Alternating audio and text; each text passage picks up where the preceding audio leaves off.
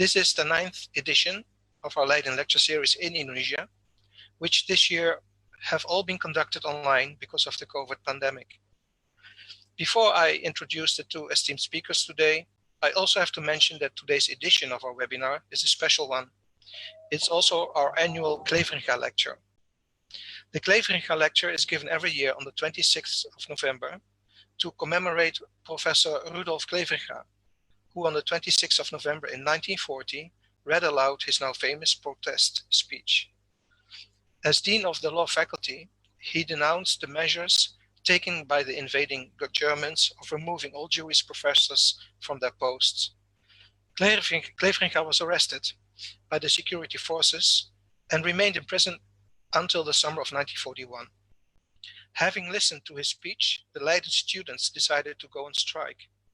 The university was then subsequently closed down by the occupying forces until the end of the war. Importance to Cleveringa is given by Leiden University, not only because of Leiden's motto, Bastion of Freedom, but as an expression that academic freedom is the universal right for academics all over the world.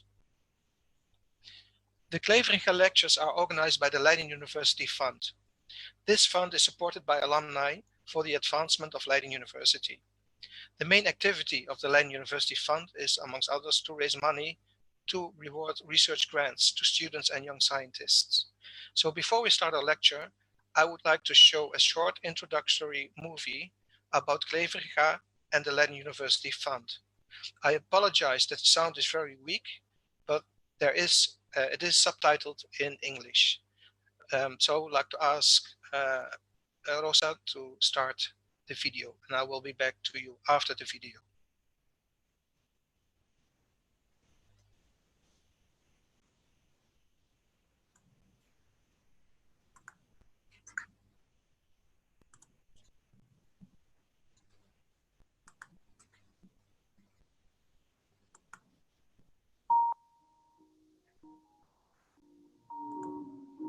Hartelijk welkom bij deze Cleveringa bijeenkomst. In november staan we altijd stil bij de gedenkwaardige protestreden die professor Cleveringa hield 80 jaar geleden hier in het academiegebouw. Vandaag wil ik u voorstellen aan een aantal bijzondere mensen die vandaag de dag belangrijk zijn voor onze universiteit. Hey Aletta, hoi. Goed je te zien. Hoi. We gaan wandelen. Weet je waar het vandaan komt, Parira? Nou, voor restaurant Rapenburg. Dat weet bijna niemand. Hier heb jij gewoond. Ja, dat was een mooie kamer, ja. Je hebt een geweldige actie, de Wake Up to Corona. Hier heb ik nog nooit meegemaakt. Maar echt fantastisch. Met die 1 miljoen euro hebben we het onderzoek kunnen versnellen. We hebben het ook kunnen opschalen. Ja, dat was bijzonder, want corona, dat was dus al onderzoek wat Erik Snijder al deed. Hè. Dus hij is een van de allergrootste specialisten op het terrein. Echt prachtig. Maar ook de betrokkenheid van al die oud-studenten, dat heeft me echt geraakt. Ja. Hey, jij was lid van Minerva, toch? Ja, dat klopt inderdaad. Ja. En jij? Ja, hier, student. Als onderzoeker kreeg je geld voor je onderzoek en voor je onderwijs. Dat kreeg je gewoon van de universiteit. En dat is voorbij nu. Dus je krijgt nu nog als universiteit geld voor onderwijs. En je onderzoek moet je maar, probeer dat maar ergens vandaan te halen. Vandaar het lucht natuurlijk.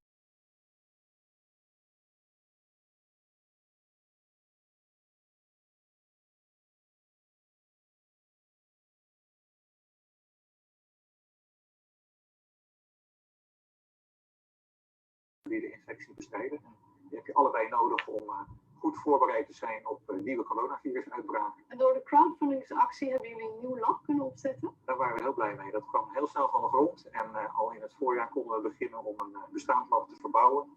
Helemaal opnieuw in te richten met nieuwe apparatuur. En dat is nu in gebruik. En onze capaciteit ongeveer verdubbeld. Nou, heel veel succes, want we kijken er allemaal heel erg naar uit om een vaccin te krijgen. Ja, dat kan ik me goed voorstellen. Ik hoop dat die vaccins inderdaad de verlichting zullen brengen waar we al zo lang op zitten te wachten inmiddels.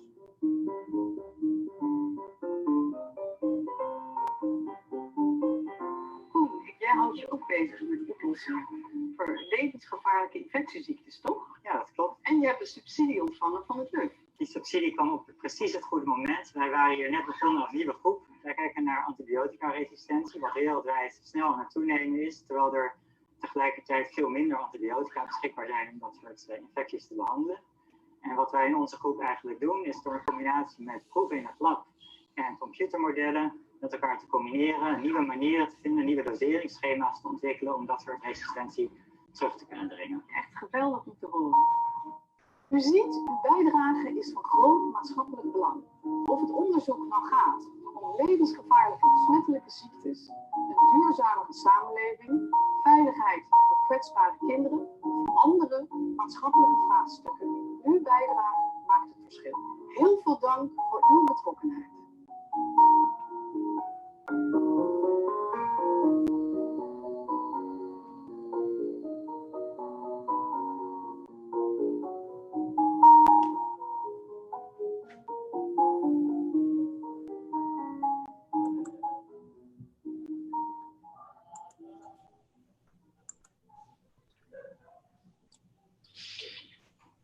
Thank you very much. I apologize maybe for the weak quality of the movie, but it can also be seen again on YouTube channel of Leiden University. So today's topic is about the life and works of Christian Snouck Hurgronje. He was both admired and despised. Admired because of his scholarly output on Islamic studies, despised as he was seen as a spy in his advisory role, helped the colonial government of the Dutch East Indies to maintain power, especially in Aceh. Today, well, there's some background noise. Maybe somebody can mute the mic. Okay. Today, both speakers will lift the tip of the veil about the role that Snouck Hurgronje played in history and what his personal view actually was on the relationship between the Netherlands and Indonesia. Snouck Hurgronje studied religious studies in Leiden and received his PhD with the distinction cum laude in 1880. With his dissertation, Het Meccaanse Feest. His travels brought him to the holy city of Mecca, and his account of Mecca, published in 1888, made a great impression because until then, little or nothing was known about the city. Snouck was appointed in Buitenzorg, now Bogor, as a language officer and researcher of Islamic education. In 1891 and in 1892, Snouck traveled through Aceh to collect information to advise the colonial government how to deal with the Islamic movements in that region. He stayed in the Dutch East Indies until 1906, when he returned to Leiden to take up a professorship in Arabic languages. He even became rector of Leiden University in 1921 and in 1922. He delivered his last lecture in 1927 and passed away in 1936. The Snouck Hurgronje archives at Leiden have been digitized and can be found in the digital collections website of Leiden University Libraries under Snouck Hurgronje papers as the keyword. The lectures today will be in English, but you can also ask questions in Bahasa Indonesia in the chat box. After the presentation, there will be a Q&A session. And now it's time to introduce the two speakers of today who will elaborate more about the times Snouck Hurgronje spent in Mecca and Indonesia. First, I would like to introduce Professor Wim van den Doel. Professor Wim van den Doel received his PhD degree in history from Leiden University in 1994. Since 2003, he is Professor of Contemporary History in the Institute of History at Leiden University. He has a keen interest in the history of colonialism and decolonization and published numerous books on these topics. His current research looks at the life and times of the famous Dutch Orientalist Christian Snouck Hurgronje.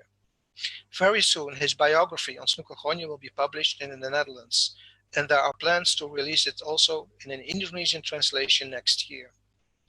From 2002 to 2006, Wim van den Doel was chair of the Institute of History of Leiden University, and from 2007 to 2016, he was the Dean of the Faculty of Humanities.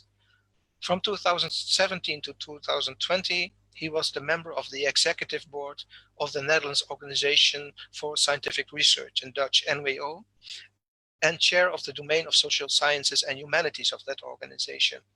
Since February of this year, Wim is the Dean of the Leiden-Delft-Erasmus Universities Alliance and responsible for the cooperation between the three universities, the cooperation of the three universities with regional, national, and international partners, and the promotion of interdisciplinary research and education.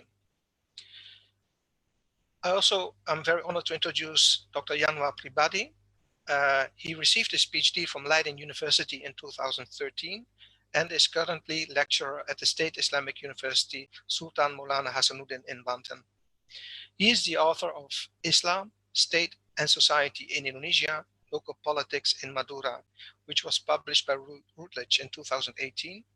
And he is also the author of articles in journals such as the Southeast Asia Research Journal, American Journal of Islamic Social Sciences, Studia Islamica, Al Jamiyah Journal of Islamic Studies, and Journal of Indonesian Islam, as well as having worked on 2 edited volumes published by Isyas Yusuf Ishaq Institute and the Encyclopedia of Islam 3 by Brill Publishers. His research interests include contemporary political Islam, urban Muslims expressions, contemporary Islamic history, citizenship, rural politics, religious networks, and local history. He was a visiting fellow at KTV Leiden and SOAS in the University of London. He is also a member of the editorial board of Al-Qalam, Jurnal Kajian Keislaman, as well as member of advisory board of a number of academic journals in Indonesia, such as Kudus International Journal of Islamic Studies, Simulacra, Dinika, Episteme, Islamuna, the Journal Studi Islam, Analisa, Journal of Social Science and Religion, and Politikon, Journal Ilmu Politik. So I would now like to give the floor to our first speaker of today, Mr. Yanwar Pribadi, who will tell us more about the visit to Mecca by Snouck Hurgronje. Yanwar, the floor is yours. Terima kasih.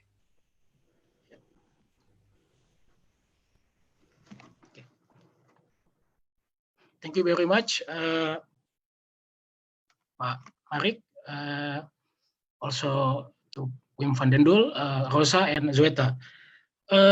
Today, I would like to highlight some aspects of the life and works of Snouck Hurgronje in Arabia. So, we start with this man. He was born in 1857, and he died in 1936. He was 79 years old. His life in Mecca was so controversial, mainly because he converted to Islam and because also of many things else that then came into some suspicion. I would like to highlight some backgrounds of his life that before he came to Mecca in 1874, for instance, Snouck arrived at Leiden University to study theology. He was perhaps influenced by his father, who was a minister of the Dutch Reformed Church.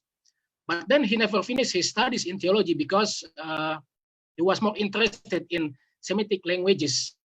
So he got his bachelor degree in Semitic languages in 1878, and then his master degree in 1879. The choice of Mecca as his subject for his PhD thesis, which was 199 pages, perhaps came under the influence of his teacher, Professor M.Y. de Goeje, who was at the time Master of Philology at Leiden University. So his PhD thesis, which was called Het Meccan Surveys, was defended on 24 November 1880 at the age of 23. So he was very young, according to our standard today. He got his primary sources in writing his thesis based on classical texts that can be obtained at Leiden University Library. One of the main arguments in his thesis was that he highlight some of the interpretation on the origin of the Hajj or Islamic pilgrimage and also the role of Prophet Ibrahim. He mentioned at least two important propositions. The first one is that pagan pilgrimage ritual was incorporated by Prophet Muhammad into the new religion for reasons of opportunity. And then secondly, Ibrahim had only been chosen by Muhammad as the founding father of Islam because there is no text written by Abraham in the Old Testament. We can see that Snouck's proposition strip important episodes in Islam's sacred history of the Hajj and then reduce them to instances of opportunity, strategy, and also power politics. Well, after that, of course, we know that the subject of Snouck's thesis is related to his wish to visit Mecca, an ambition that he would realize less than 5 years after he defended his thesis. So before he came to Arabia, Snouck was a teacher at the Leiden Instelling tot Opleiding van Oost-Indisch Ambtenaren in 1893, when he attended the World and Colonial Exhibition in Amsterdam, and also the 6th International Congress of Orientalists in Leiden. Both of these events actually influenced him to come to Mecca, in addition to his long ambition when he wrote his PhD thesis. In the first event in Amsterdam, he met with Amin ibn Hassan al-Halawani al-Madani, a Medina scholar.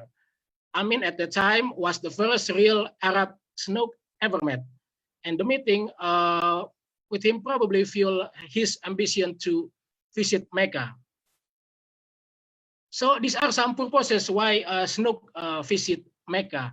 First, he would like to study Islam in all its aspects, in its very center, and then he also would like to understand the life of the locals and foreign Muslim who at that time were quite abundant in Arabia, especially in Mecca. And then he also would like to witness the Hajj. And finally, he would like to monitor Muslim fanatics in Mecca, particularly from the Dutch East Indies. In relation to the reason number 3, to witness the Hajj, unfortunately, he could not witness the Hajj because he was forced before he was able to witness the Hajj. He was forced by the authority in Arabia to leave Mecca for a reason that I would like to highlight after this. These are some plans, view, and result of his visit to Mecca. The first one is that Snouck was influenced by E.W. Lane, who published a life of the Cairan Society during his stay in Cairo between 1833 until 1835. Inspired by Lane's ethnographical description on people of Cairo, rather than by textual criticism and manuscript collation, Snouck then set out for Mecca with the intention of using the still novel invention of photography, which at that time was quite rare.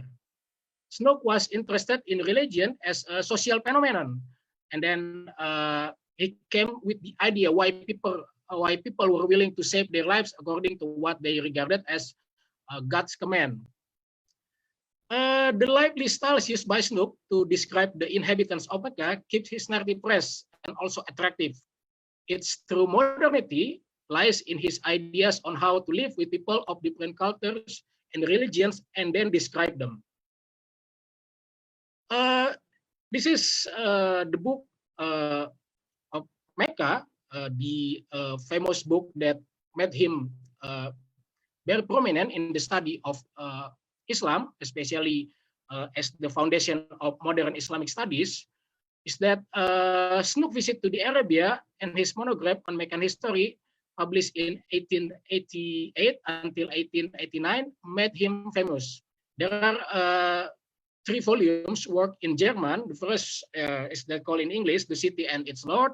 And then the second volume is From Present Day Life. And the third volume, which was mainly images, was Atlas of Plates of Mecca. So the first volume is actually a historical study on the city of Mecca itself and the rulers. Although distrust of Islam, Snouck was quite suspicious of Islam, was also part of his discourse. Actually, Snouck's realistic approach of the history of Mecca need not be defined as being anti-Islamic. And then the second volume is a narrative on the public and private life of the Meccans, of the people of Mecca, of the traditional education system in Great Mosque, or Masjidil Haram, and of the life of the Jawi colony in Mecca. The third volume mainly consists of a lot of images, is a portfolio with illustration of the Kaaba and also other buildings, as well as local people and foreign pilgrims, and certainly ethnographical objects. This is the cover of Mecca from the first volume. These are some personal views of Snouck on Islam. Actually, he downplayed the importance of Hajj by characterizing it as a ceremony of local relevance only, compared to the fast of the month of Ramadan. So puasa for him was more important for Muslims than with Hajj. He also believed that Islam was a series of outward acts to be performed without rational questioning under certain conditions by which they became legally valid. Snouck always avoided being explicit about his conversion to Islam. Whether he was a believer or a mu'min, he considered it as irrelevant for anyone but himself. So he converted to Islam, but whether he was a believer or a mu'min, Snouck actually always avoided being explicit about that conversion. And finally, he had little personal religious feeling. So I also would like to highlight some companions that accompany him during his stay in Arabia and also Mecca in particular. The first one was Raden Abu Bakar Jayadiningrat, who was a Bantenese, had been living and studying in Mecca for 5 years at the time when Snouck met Abu Bakar. He had already succeeded in establishing a cordial relationship with the Dutch consul in Jeddah by providing the Dutch with useful knowledge. And then Abdul Ghaffar bin Abdul Rahman al-Baghdadi. By coincidence, Snouck's name in Arabic was also Abdul Ghaffar. This Abdul Ghaffar was known as the Tabib, or the physician, or the doctor. He was actually the first native Meccan photographer and also been attached to the Sharia court in Mecca as its chief medical officer since 1883. And then there was also Sayyid Ahmed Zaini Dahlan, who was at the time the great mufti of the Soviet school in Mecca. And then I would like to highlight some chronologies of Snouck time in the Arabia. Snouck landed in Jeddah on 28 August 1884 at the age of 27. And then he made some preparation before he went to Mecca. First, by acquiring local information on Mecca and then creating a circle of Muslim friends, and then making the acquaintance of people involved in the Hajj business, also meeting with many inhabitants of Mecca and Jeddah, and then certainly selecting a travel companion to Mecca, which was Raden Abu Bakar Jayadiningrat. He had some advantages. First, he could speak Arabic and Malay. And then he had his photographic equipment that made him was able to approach some people. But of course, Snouck did not rely solely on his photographic equipment. And then on the 1st of January 1885, Snouck moved to a house of his own, living with Abu Bakar away from the Dutch consulate. At that time, it marked the moment of his transition from Christianity to Islam. He changed his name to Abdul Ghaffar. Still in January 1885, he performed circumcision to indicate that he became a Muslim. On 16 January 1885, Snouck paid a visit to Ismail Effendi, the Qadi of Jeddah, as a preparation for his imminent meeting with Usman Pasha. At the time, was the Ottoman governor of the Hijaz. And then on 22 February 1885, he entered Mecca and then performed the greeting ritual by circumambulating the Kaaba, kissing the black stone or Hajar Aswad, and then drinking the holy water of Zamzam. In early August 1885, Snouck received the order from the Turkish government to leave Mecca and Arabia as a result of the rumor spread by the French Vice Consulate at Jeddah, the Lost Salot, about Snouck's presence in Mecca and his alleged activities as a dealer in antiquities. He certainly and also subsequently saved his notes and collection, and saw to it that his photograph equipment was preserved. Of course, like in Java, he also left his Meccan spouse behind. He had help from the Dutch honorary vice consul and shipping agent Van der Chijs, who between 1885 and 1889 kept a steady stream going from Mecca to Leiden, supplying Snouck with information, photographs, and ethnographical objects. After he returned to Leiden, he started to write many articles and also books on Mecca and the Arabia. In 1889, Snouck then set sail for the Netherlands East Indies as advisor to the colonial administration. In 1906, he returned to the Netherlands, and again he left his local Sundanese family. In 1906 until 1927, he enjoyed the Leiden professorship. The publication of the English translation of the second volume of Mecca in 1931 was his last act of interest and of recollection of a period that had meant so much to him in his late 20s. Thank you very much. Terima kasih, Pak Yanwar. Thank you very much for the information on the chronology of the attempts of Snouck Hurgronje to have his trip to Mecca. I already see that some questions have been forwarded about his time in Mecca, so we'll come back to that after the question and answers. Now I would like to give the floor to Pak Wim van den Doel about the life and works of Snouck during his time on Java. Pak Wim, the floor is yours. Thank you very much, Mark, and thank you very much, Pak Yanwar, for excellent chronology of Snouck Hurgronje's life and his time in Arabia.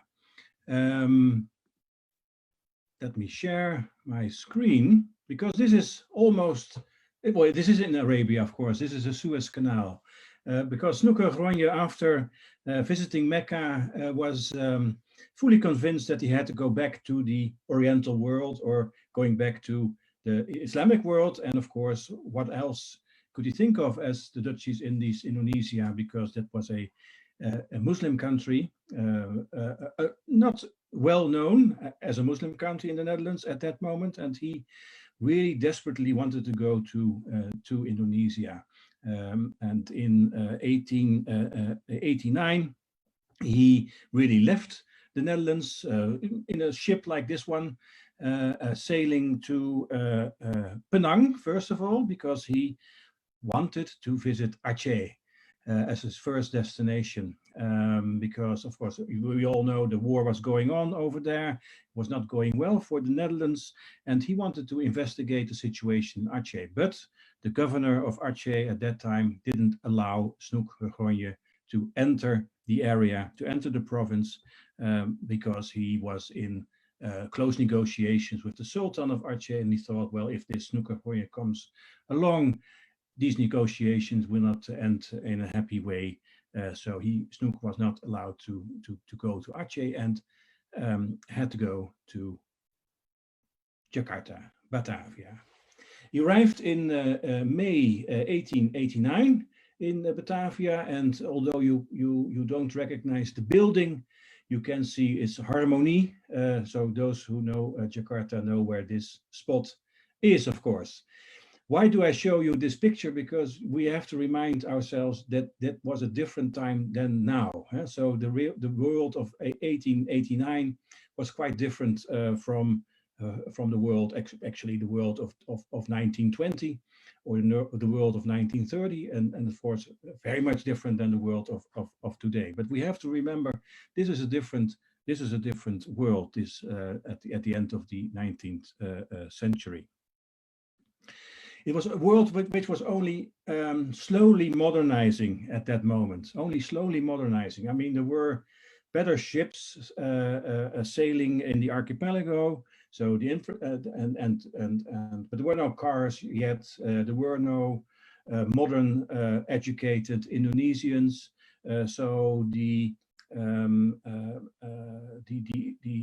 traditional aristocracy was still very much important in on Java, but also elsewhere. You see a picture here of a Bupati, a regent, and his Vedonos and so on, and with a Dutch civil servant, a assistant resident. Because this was one of the issues at that time, that because of the Book of Multatuli, I hope you all know, Dutch civil servants thought, had gotten the impression that the indigenous aristocracy was corrupt, and that they should step in and make a more direct colonial rule in Indonesia. So this was happening. So slow development towards a modern society.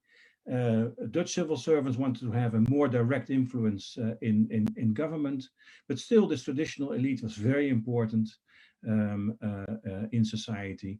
And according to Dutch observers, Islam became more and more important in Indonesian society because of the direct contacts with Mecca, which were, of course, enhanced by the steam ships, which made it more easy to go to Mecca for a Hajj or even stay in Mecca for a couple of years. Okay, 1889, the memories of the revolt in Banten were still very fresh on Java, and Snouck Hurgronje arrived in Batavia, in Jakarta, at the moment when the leaders, or some leaders of, or supposed leaders of the revolt, like Haji Muhammad Arsyad, the chief Penghulu of Serang, was imprisoned in Batavia. He met him. He already knew him from his times in Mecca, actually. So he met him in Mecca, but he did meet him again in Jakarta. But then Muhammad Arsyad was in a prison, and he was banished to some place in Sulawesi. And of course, there were a lot of rumors at that time that the tariqat, some of the tariqats were actually behind the revolt in Banten. It was an Islamic-inspired revolt, according to some. There was a lot of anxiety at that time. 11 people were executed. Many more people received the death penalty, actually. So 180 people received the death penalty. But the minister of the colonies in The Hague then said, well, this is really too much if we start executing at such a large scale. So, but 11 unfortunate people did not escape the execution, which is of course mentioned, in the autobiography of Ahmed Jajadiningrat, by the way. As a young boy, he watched the executions. Okay, this is Snouck Hurgronje. You always see him depicted as an old man in some publications, but Snouck also was young at a certain moment. And when he went to Java, he was still a young and energetic man. So we have to remember him in this way, and not as an old gray person. I will show the old gray person later on, but this is also the Snouck Hurgronje we have to remember.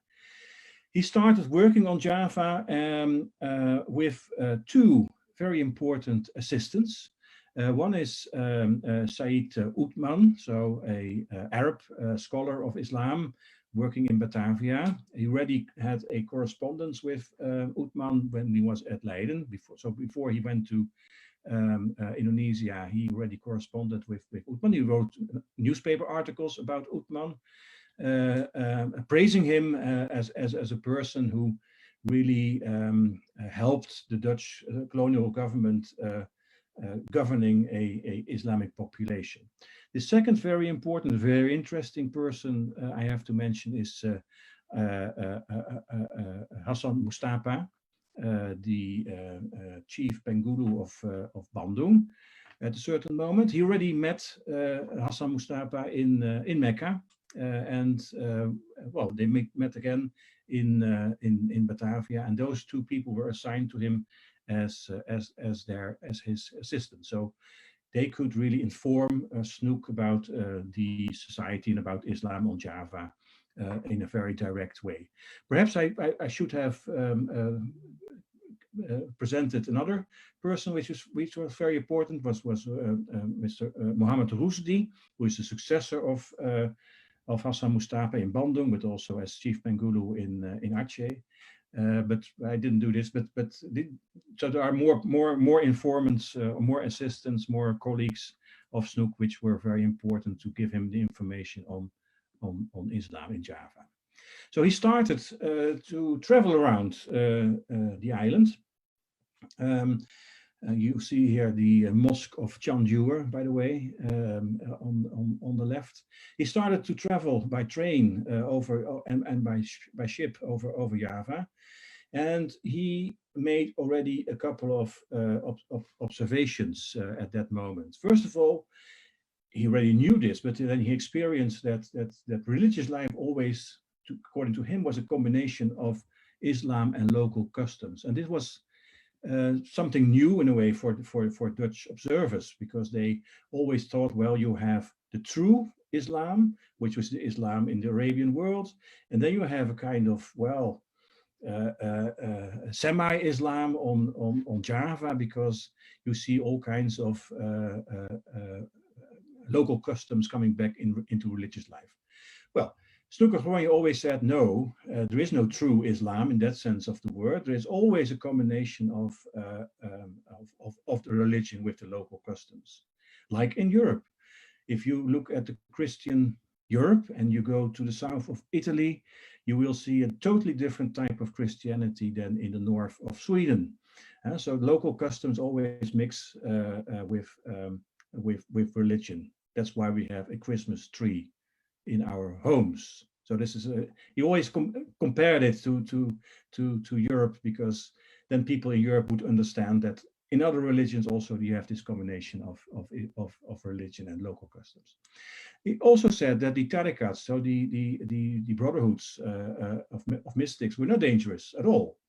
It was dependent on the guru, on the leader of the tarikat. If you had a good guru, it was okay, but if you had a more rebellious guru, you should look after it. A third important point was that he really was convinced that government should engage with Islam. The government should always be neutral. He was very much in favor of a neutral government. So the government should not support Christianity or missionaries. It should stay completely neutral, but it should engage with Islam. And in the sense that it should support building of mosques or regulate religious taxes and regulate religious courts. That was a job of the government. It should not be neutral in the sense that it should not engage with Islam. And that's why also Snouck wanted to be involved in the selection of the Pengulus, because they were the key figures on Java. Also, of course, because they were chairing the religious courts, the Priesterraden or the Raad Agama, and he was not convinced that all the Pengulus really were very good Muslims. So he wanted to select them. He also was very much convinced that the government should not interfere with the Hajj.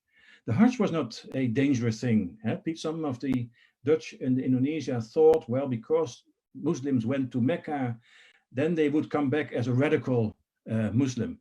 Snouck said, this is totally crazy. There is no danger in going to Mecca. People go as a radical to Mecca and come back as a radical, or go back as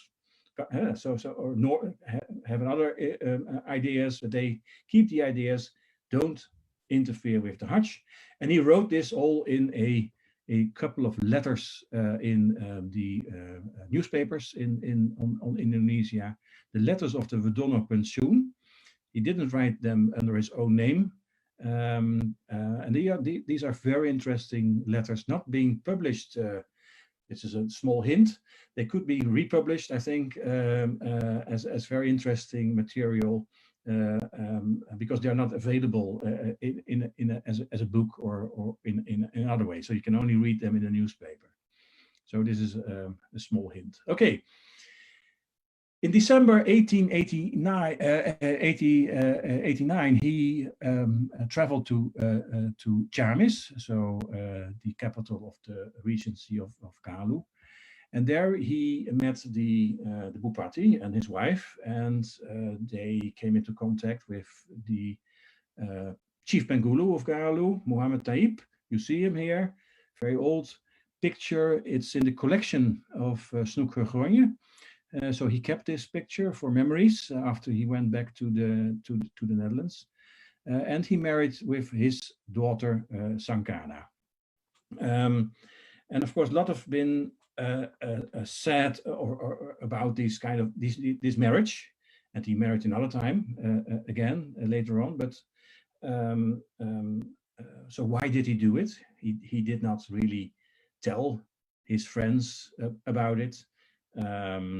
There were questions. I mean, this was all over the newspapers again. So this was not a secret marriage.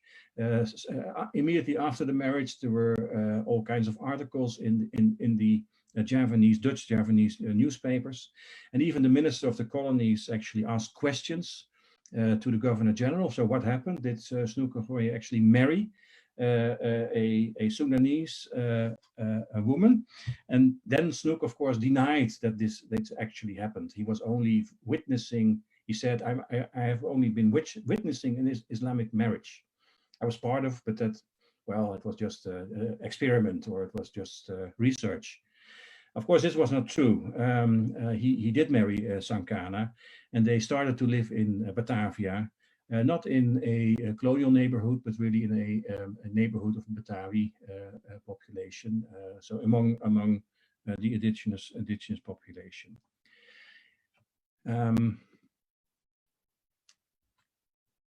He also looked into the revolt in Banten, and actually he went to Banten, of course, and he spoke to a lot of people. You see a picture here of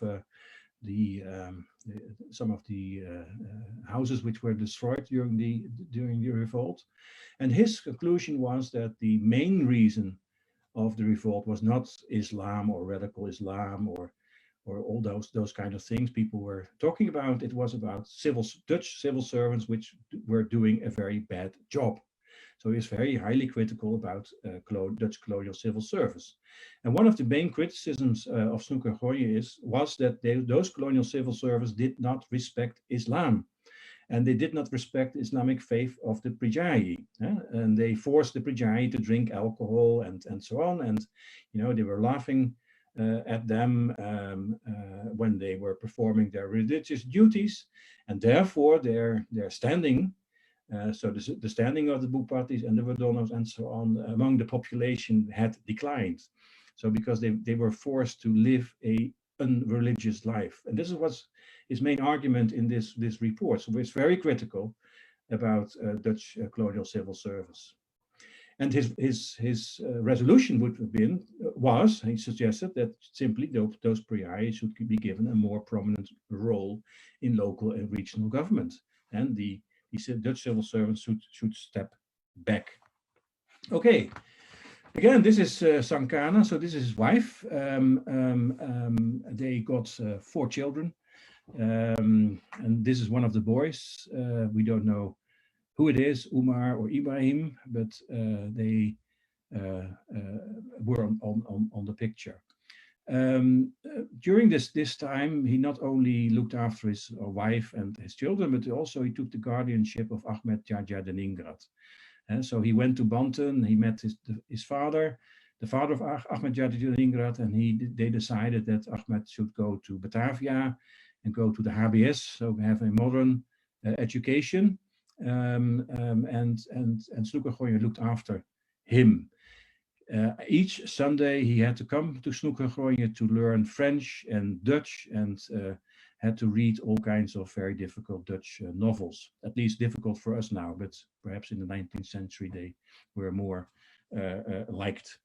In 1895, Sankana died, being in labor for his 5th child.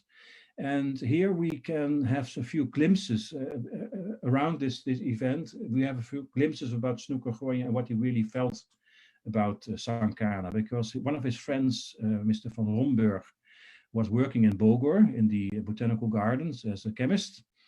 And there were a few letters in which Snouck writes about his feelings, and which is quite rare because he didn't write much about his feelings during his life, or perhaps those letters are lost. That's also possible, of course.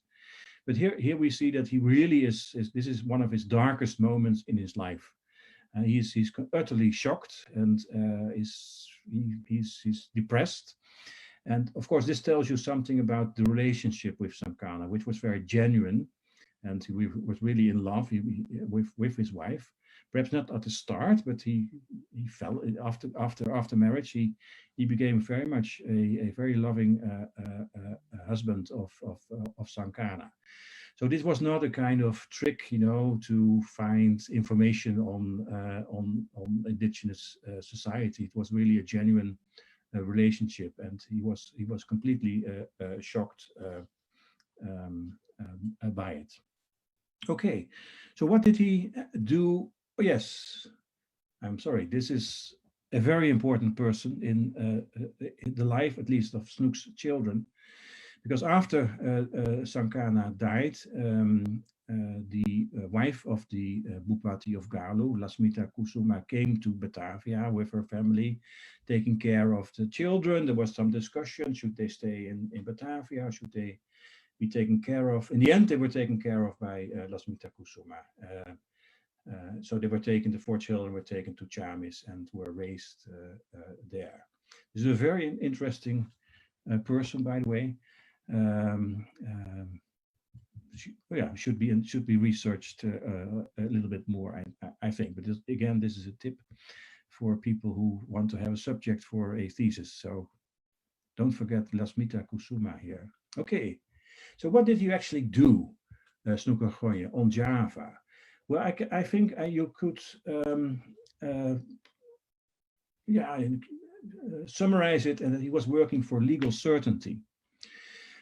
So when he came to Java, he witnessed all kinds of what he thought were wrongdoings by the religious courts, by the Raad Agama, and so he argued that there should be a better selection of the Pengulus. They were appointed, of course, by the government, so they should be much better selected than before. Said Othman, so his friend, wrote a guide for the religious courts, so that they could really, had more information on how to decide in cases. And of course, he was a advisor on Islam for the government, and those advices have been published, also translated into Indonesian. There are volumes, so with advices on disputes on mosques, interpretations of Islamic law, on mysticism, on religious education, on decisions by the Priesterraden or the Raad Agama. So many people came to him to ask for guidance or a decision. And of course, then he said, well, he was so deeply knowledge. He had so deep knowledge of Islam and Islamic law that people really followed him. So from all kinds of parts of society. So in a way, he became a grand mufti, of Java. Again, he remained to argue, don't interfere with the Hajj. So this was one of his main topics. Okay. Now I skip a part of his life because we only have 20 minutes and I'm already falling behind schedule. But of course, we all know that Snouck Hurgronje was very active in Aceh and also in Jambi. And so these 7 years were actually really, he was, for the main part, working in Aceh or on Aceh. But I will. There's a lot to be said about this, of course, but I will skip this part of the story. One thing, he was really convinced. Snouck Hurgronje was really convinced that the colonial government was better than the government of, let's say, pirates or, you know, adventurers or warlords in Aceh. He was very much convinced of that. Going back to Java, this is again a younger Snouck. This is Snouck at the peak of his career, I think. The 1902. This picture is from 1902. He was really very famous. He became very famous in the Netherlands also because of his works in Indonesia. He speaks his life. He had a second marriage with Siti Sadia, a daughter of Mohammed Sueb, who was the Khalifa in Bandung, and had one son called Yusuf, born in 1905. In these last years, he worked again for a better position in the government of the Pribadi against racial prejudices, because that started to be the argument of some in the Dutch East Indies, in the colonial society, when they saw that actually Indonesians or Javanese or Sundanese became trained. They could not argue any longer that Dutch were better trained than Sundanese or Javanese, and then they started to have another argument. Well, okay, the training is the same, but now there are racial differences, and Snouck argued very strongly against these kind of racial prejudices. He remained a guardian for young Indonesians like Hussein Jajadiningrat, Muharram, who later was called Wiranata Kusuma, and many others. So he really looked after them, and he wanted them to go to the HBS and then perhaps go to the Netherlands to university. He was also very clear that dangerous gurus should be banished. So the government should be neutral in religious affairs, but if there were dangerous gurus, they should be banished to another place in the archipelago. Again, one of his actions was also to regulate Islamic education on Java through the Guru Ordinance, in which was stipulated that gurus should be registered and they should register their pupils and so on. The last years of his period on Java were disappointing to him. Disappointing because of this man left on the screen, which is Governor General van Heuts.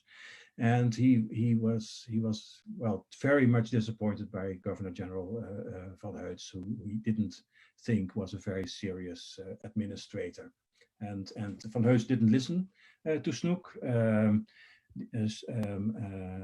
Heuts had another advisor, which is actually very much sitting on the far right of the other picture, which is Hendrik Colijn. But that picture actually is the last success of Snouck Hurgronje on Java, the creation of the Inlandse Rechtsschool, so the indigenous law school in 1906, which was the work of Snouck, and which of course is the foundation of the law school. Later on became the Rechtshogeschool, and which is now a faculty of the Universitas Indonesia. Okay. Now Snouck gets a little bit older, as you see, because now he's back at Leiden, but still very much involved in issues in Indonesia, explaining that, you know, Indonesians are really real Muslims. So there was this argument in Parliament that Javanese were actually Hindus with just, you know, a veil of Islam covering the real Javanese. He said, no, this is totally wrong. Indonesians are real Muslims, although there are regional differences, of course, but that's all the same in every religion. He favored very much the association, as he called it, of the Indonesian elite with the Dutch culture, Dutch of the Netherlands. So this Hussein Jajadiningrat type of Indonesians should be associated somehow with the Netherlands, and in that way there would be a kind of unity between the Netherlands and Indonesia in the future. But then, of course, the Pribadi should get more powers in the colonial administration. So that was a very logical component of his argument. Again, complete religious freedom was necessary, but political Islam should be suppressed. And also he was very much convinced that Islam would modernize, and that he thought that that Muslims in a way would be able to live in a modern society. So he was very, in a way, had this idea that is a kind of type of linear progress in religions in general. Huh? So it's not specific for Islam. It was his idea about every religion, but also of Islam. Yeah, and he also was still influential in Indonesia because of this group of people. This is the Bureau Inlandse Zaken, so the Bureau of Indigenous Affairs under the leadership of Hendrik Kern. And you see the picture is coming clear on the wall. There is Snouck Hurgronje. So he's present in this group of people. So this was a Bureau of Indigenous Affairs, which actually did take over Snouck's work on Java. But since Snouck was, capable of doing a lot of things, they had to use more people to do the same after Snouck left. So Hendrik Kern here is the director. If the picture is going out on the far right, you have Mr. Noordin, who is the Chinese assistant of Snouck Hurgronje. In the back, there's also Mr. Atma, who is a very long time assistant of Snouck Hurgronje. They were advising the government on the nationalist movement which emerged, on Islamic affairs, all kinds of things, and of course they were corresponding with Snouck on many issues.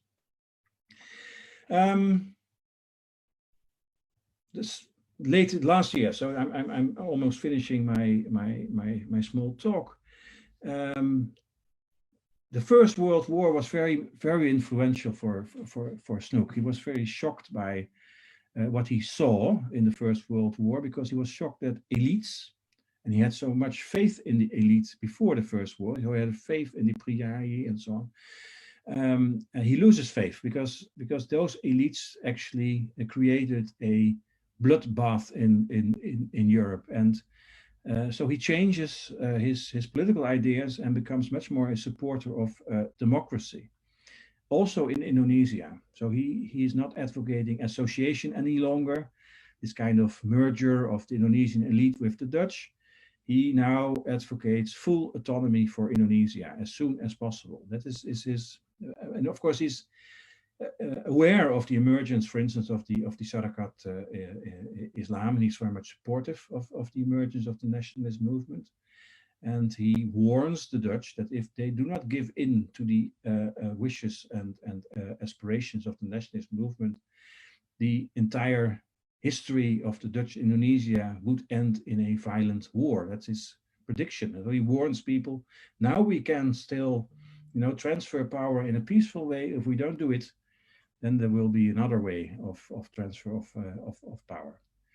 In 1922, he was Rector Magnificus of Leiden University, and he had his famous speech on Islam and the racial problem, which is in a way for the Netherlands the kind of topical at this moment, because we have a very far-right party which is in the news actually today and yesterday, who is talking about the boreal world.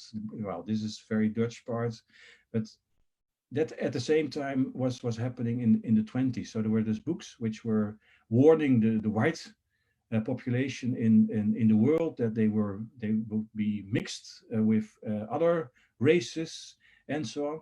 And then he has this enormous important speech that he first of all explains that within Islam there is no racism.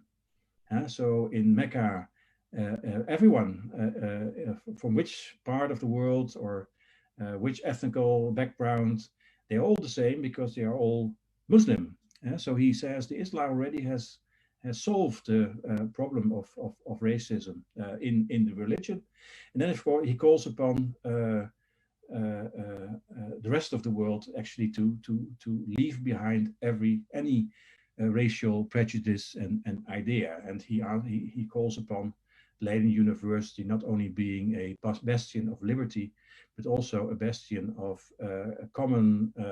of humanity. So this is one of his main messages. And therefore, because of all these ideas, he's despised. But he's not despised by Muslims, actually, but he's despised by conservative colonial politicians and colonialists. So you have the conservative part of the Dutch newspapers, for instance, in the 20s and 30s. They say, well, Snouck is a very fine scholar, but again, he is very against the interests of the Netherlands. So he's a dangerous man. So he's despised, yes, but he's despised by the conservative colonial politicians and colonialists also in the Dutch East Indies. Okay, 1936 he dies, and so I want to make a few concluding remarks. Of course, he is the founder of modern Islamic studies. This is his burial place, actually, in Leiden. So his mother, two of his sisters, and Snouck himself are laying here. So he's a founding father of modern Islam studies. But what did he bring to Java, or what did he bring? I think well, a lot of things, of course, but he also brought a respect for Islam in the colonial government. So not only understanding, because he offered more knowledge, but also he made the colonial government and the colonial civil service respect Islam. Also by engaging, of course, with Islam through all kinds of things. So you can say a lot of things about the colonial government, and they are responsible. The colonial government was responsible for a lot of mistakes and suffering and oppression, but they were not responsible for not respecting Islam. Okay, my last picture is going back to what Mark Bellen started this day, because you see on the right the Cleveringa, the moment when Cleveringa delivered his lecture. So exactly 80 years ago today. So this is what we're thinking of. But the main picture is the commemorative window in the academy building of Leiden University. After the war, there were two commemorative windows made. So one is Cleveringa, which we commemorate today, and this is the other one. This is William of Orange, so the founder of the Dutch Republic in the 16th century. And there are a couple of heroes of Leiden University around William of Orange. And you see Mr. Thorbecke, who is the author of the Dutch Constitution, and Mr. Lorenz, famous scientist. But you also see on the left Snouck Hurgronje, because he was recognized in 1950 as one of those people who really, embodied the ideals of Leiden University, so Praesidium Libertatis, because of this ideas in the 1920s about being also a university, a presidium for humanity. So that's why Snouck Hurgronje was admired in 1950 and became a part of this part of the window of Leiden University's academy building. So with that, I give back the floor to Mark Bellen.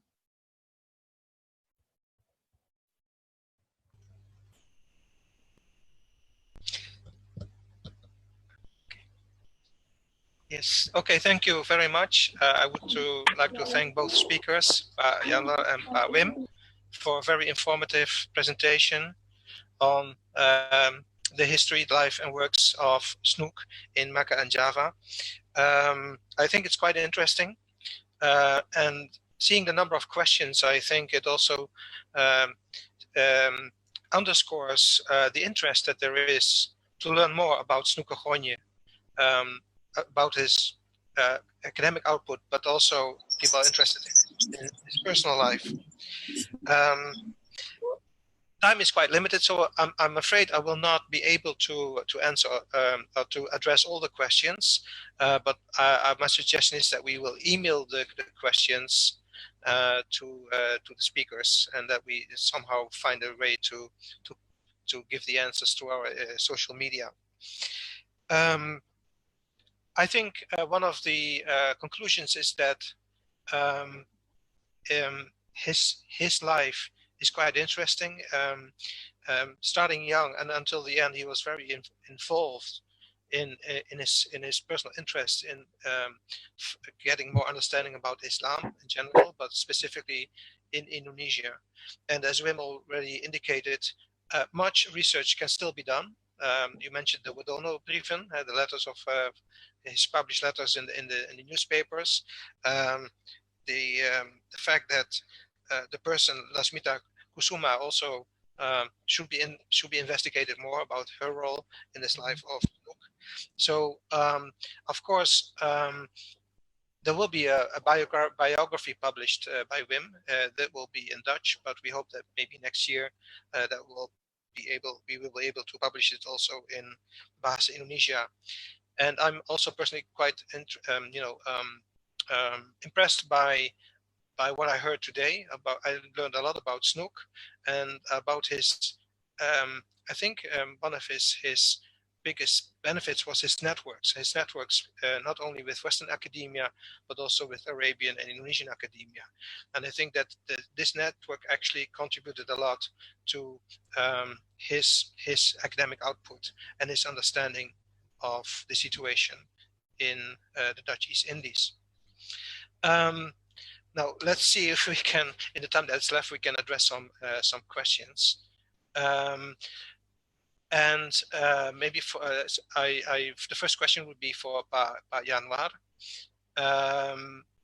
So the question is, of course, if you want to enter Mecca, you have to be a Muslim, and he of course Snouck converted to become a Muslim. And the question is was this based on a kind of idea that was the only way to enter Mecca? So it's more that was the main reason why he did it, or was it also because for him the religion as such was attractive to him to be converted? Maybe Pa Yanwar can answer this question.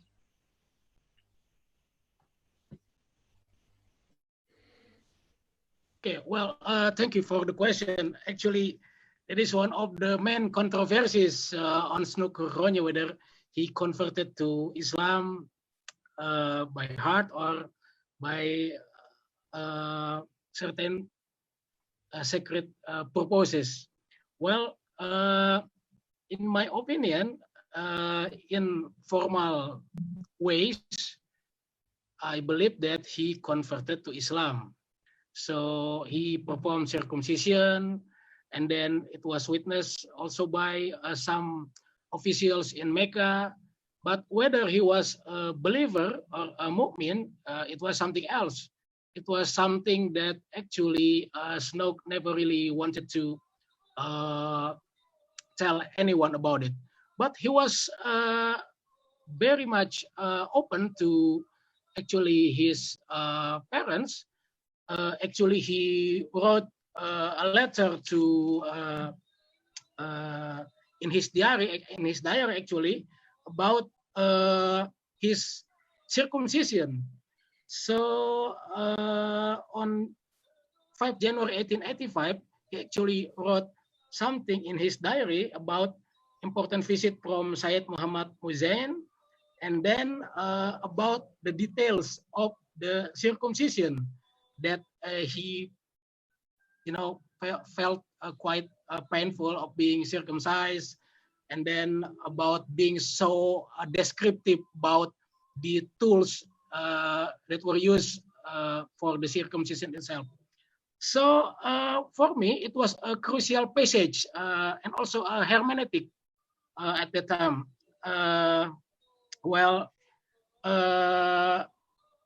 So I can tell that by also visiting for instance, the Ottoman governor of the Hejaz, who was at that time, he would also like to confirm his conversion to Islam in front of the mandatory witnesses. He would like his presence known by the officials, so that, of course, at one point, he wanted to enter Mecca because it was very important for him.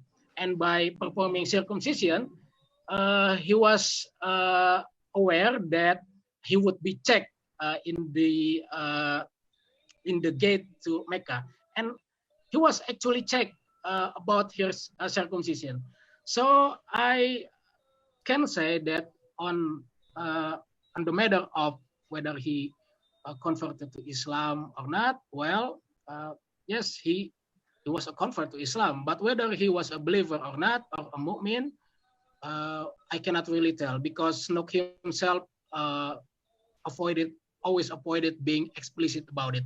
But to his parents, he was quite open about the process of converting to Islam. Actually, that's what I can tell. I think that's what I can inform. Thank you, Pamari. Thank you very much. I was wondering if in the archives of Snouck, whether Pa Wim has found some indication of the motivation of Snouck to become Muslim. Well, of course, his motivation was to do research in Mecca. He wanted to be at the center of Islam. I can confirm that Snouck never spoke about his inner beliefs in his letters. Although he did write to his friend Bavinck, who was a professor of theology at the Free University of Amsterdam, that he really, he was a kind of person that didn't really think of, the heaven or what's going on over there. He was not a theologian. He wanted to be concrete and do research simply in this world. But also I can confirm that he lived a pious Muslim life when he was in Java. There are newspaper clippings that he was traveling by boat from Batavia to Aceh, and then the journalist writes, well, this is a guy who's not eating any pork, who is not drinking, who's doing all the religious duties as a Muslim, and this was, he did it on the ship, so he was not at home, so he was really doing it as living as a Muslim. So about his inner beliefs, well, we really don't know, but he was very respectful, at least for everything, and he respected true believers, whether they were Christians or Muslims. He had great friends among them. So there was a missionary in Sulawesi, Adriani. He was a great friend of him. He was also a linguistic scholar, of course, on Sulawesi. But people like Hassan Mustafi or Muhammad Rusdi are leaders in the Islamic community, and they were great friends of Snouck Hurgronje. Thank you. There's another question about when Snouck made some observations in Java, and he made some recommendations. And the question is about one of his recommendations, that the tariqat actually were not dangerous, but some of the gurus were dangerous. But how could Snouck identify which gurus were dangerous? How was this based on information from informants, or how did he get this information to make this kind of observation? Yeah, when he traveled around Java, he always stayed with local people. So he never stayed with the Dutch civil servant or the resident or assistant resident. He avoided them, actually. So he always stayed with the Pangulu or the Bupati. And of course, he received all kinds of people when he was at a certain place, because everybody knew or people heard about his great knowledge of Islam. So there was a kind of anxiety among a lot of people who wanted him to speak with him. And in the Snouck Hurgronje archives, all this he has all these notes are still available if you want to get them. So there are hundreds of pages of notes about what he heard from, and there he says, oh, Guru X or Y, is a fine man or a quiet man, or he makes these notes of gurus, but then of course he's told by perhaps the Pengulu that, well, this guru is actually not right, or deviating from this or that. So he got the information from Sudanese, Javanese, from Indonesians in a direct way. This was his way of operating. So not speaking to Dutch officials, he actually never took a lot from them, but really go into the local community and investigate. Thank you very much for the explanation. I have also a question for Pa Yanwar about the time that Snouck Hurgronje spent in Mecca. He met with the Jawi community in Mecca, and to what extent was actually the interaction with the Jawi community in Mecca? For instance, did he meet Kiai Soleh Darat? Was he? Did he get the impression of rebellious people in the Jawi community? And also there is a specific question about the Islamic legal theory, Usul al-Fiqh. What was his view about fiqh and Usul al-Fiqh of Snouck when he stayed in Mecca and had interaction with the Jawi community? A bit a long question, but I hope Yanwar can shed some light on that particular interaction. Terima kasih. Okay, thank you very much. Well, unfortunately, he spent only a few limited time in Mecca from February 1885 until August 1885. So it was only for 6 months. So his interaction with the Jawi community was not quite much, but of course he met some people. Snouck mentioned that he made many meetings with Sheikh Ahmad bin Zaini Dahlan, who died in 1886, from whom Kiai Saleh Darat learned about Ihya Ulumuddin al-Ghazali. In fact, Kiai Saleh Darat received an ijazah from the Sheikh, who was actually was known in the pesantren tradition as Syekh Ahmad Zaini Dahlan. Kiai Saleh Darat also had his teacher such as Syekh Uthman, who was mentioned by Pak Wim. But actually, Snouck did not really mention many names on the Jawi community from Southeast Asia, or from Indonesia precisely. But I assume that Snouck met with Kiai Saleh Darat because Syekh Ahmad Zaini Dahlan, who was Kiai Saleh Darat's teacher, had made many contacts with Snouck. I also mentioned in my presentation. That's what I can say about Kiai Saleh Darat and Snouck Hurgronje. On the matter of fiqh, actually, Snouck, like I mentioned in the beginning, he was quite suspicious on some textual knowledge from the time of the classical Islam. He criticized many of them because he was actually more interested in knowing the people itself. So in his opinion, when someone wants to study Islam, it's of course better if they can study the people.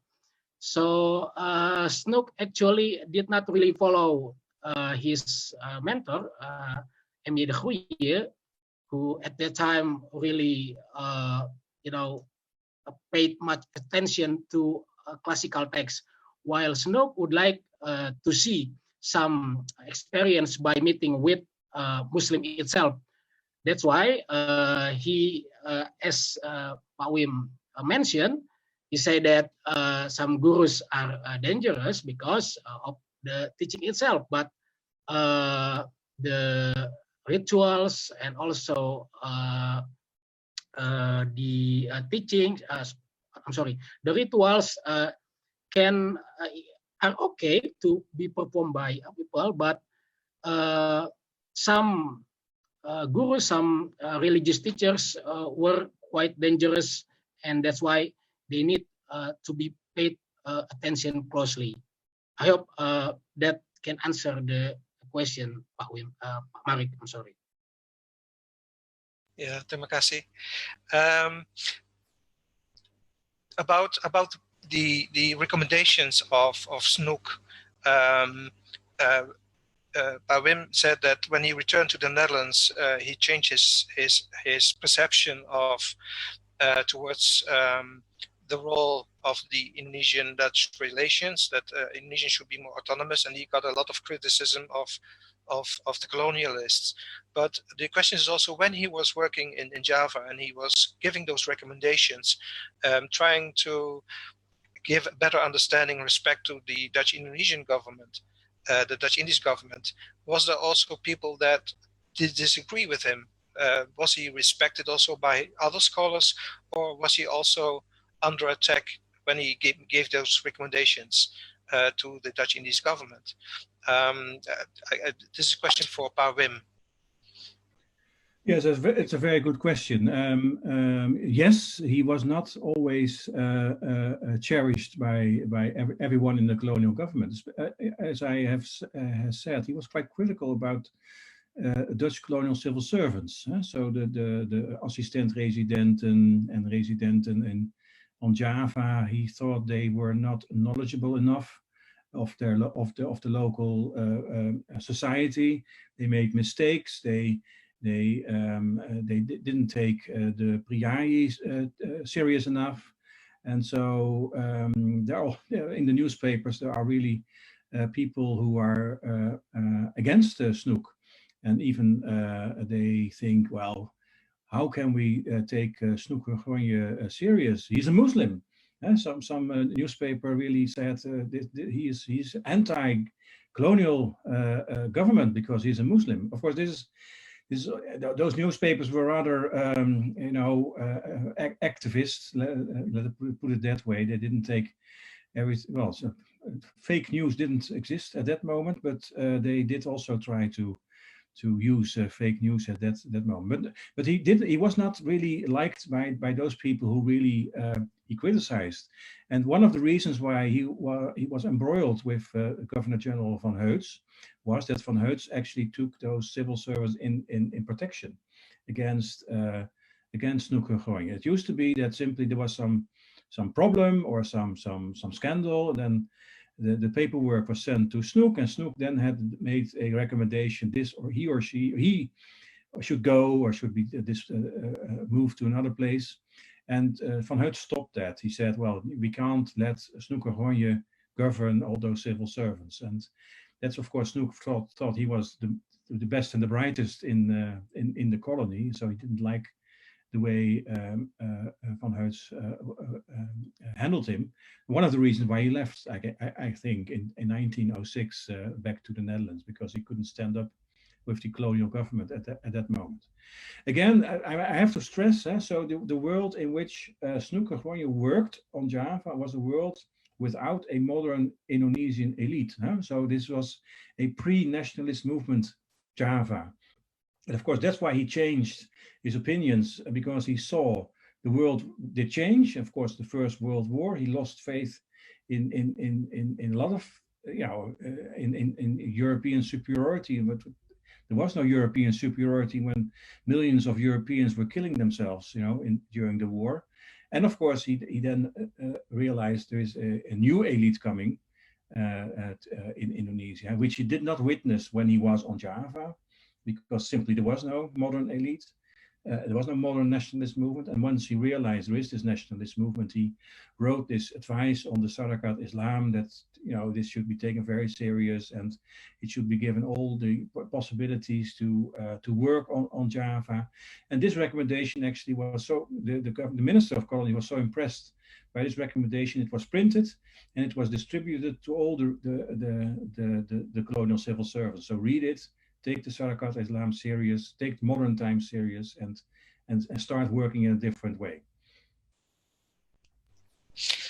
Actually, you answered another question that was, did the government follow his recommendations? So he had the authority, indeed, to give those recommendations, and they were communicated by the Yes. colonial government at that time. But for the later part of his life, I have to make a distinction. I mean, in the Governor General Edinburgh and the Minister of Colonies Pleiten were quite positive about the emergence of the nationalist movement. So they really wanted to help the nationalist movement to develop. They created the People's Council, the Volksraad, as a way of accommodating the new world. Let's say after 1920, the colonial government became much more conservative. Much more conservative and much more oppressive also towards the nationalist movement. And one of the advisors for the indigenous affairs, so one of the successors of Snouck Hurgronje on Java, Mr. Gobe, actually compared the Governor General with a small Hitler. At the moment when Hatta and Sukarno were banished, without trial in the early 30s. So Mr. Gobe compared that with Nazi Germany. So these are Dutch people, saying about the Dutch colonial government that they are acting like Nazi Germany. And Snouck Hurgronje was very much on their side. So the Dutch colonial government really becomes so his influence was, of course, waning because he was too progressive for the government in the 1920s and 30s. Thank you. But I think it's good to have perspective on this different sides of Snouck in terms of his position and his influence. We're almost running out of time. This is a more personal side of Snouck, a question about his marriages. He married in Indonesia, so he has still descendants in Indonesia. Are you still? Do you have contact with the descendants of Snouck? Yes, and one of them is in the audience, but I won't say who it is. But yes, I have contact with the descendants of Snouck Hurgronje in Indonesia. Yeah. I think we are almost out of time. Still a lot of questions. I think this bit's actually for maybe a second webinar on the topic. We skipped the Aceh period. That's also a very interesting, of course, time frame where maybe we can have another webinar on this topic. For sure, I think we now have experienced that there's much more behind the person of Snouck than we know. At least that's in my case, what I read from the history books. Now with the information provided by Yanwar and by Wim, I think I have a much more understanding of I think not only his personal life, but also about the focus. I think he was a driven man. That's my impression. If I listen to both presentations of somebody who's really driven in accomplishing and getting information, and I think that's a quality that can be admired and not despised in this case. Please, there is some chat messages coming in. Please read the chat from the office. I think we're also going to try maybe to have a picture together from everybody on who's still in the chat. So maybe I'll give the floor to Sweta. Sweta, are we going to make a picture, and do you have some concluding remarks? Yes, thank you, Pak and we're going to make a little family pictures here. But first of all, some announcement. Should you wish, the participant, if you wish to have the presentation sent to you, please fill in this form. The Google form is in the chat box right now. And then if you want to have a look at the Leiden University special collection from the Leiden University libraries, I will post the link afterwards. And now if everybody can open their camera so we can see your lovely faces, then we can make a family picture. Okay, so we have 2 pages, no, 4 pages actually.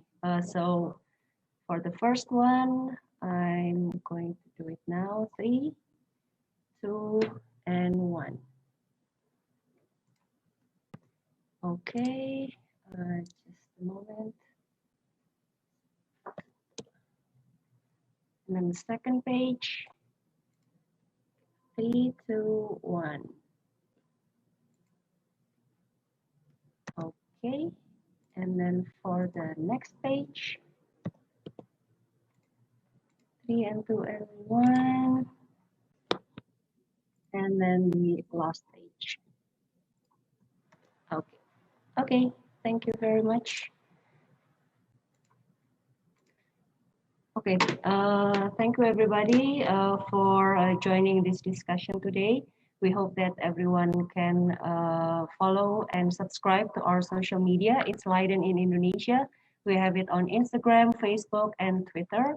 And all information about Leiden University's activities in Indonesia, and also information about the studies there, you can just follow and subscribe and contact us via our social media. Thank you for coming in today, and thank you for your time. Thank you for your for the speakers, and we see you in the next Leiden lecture series, which is on December 16th, and we hope to see you there. Thank you, everyone.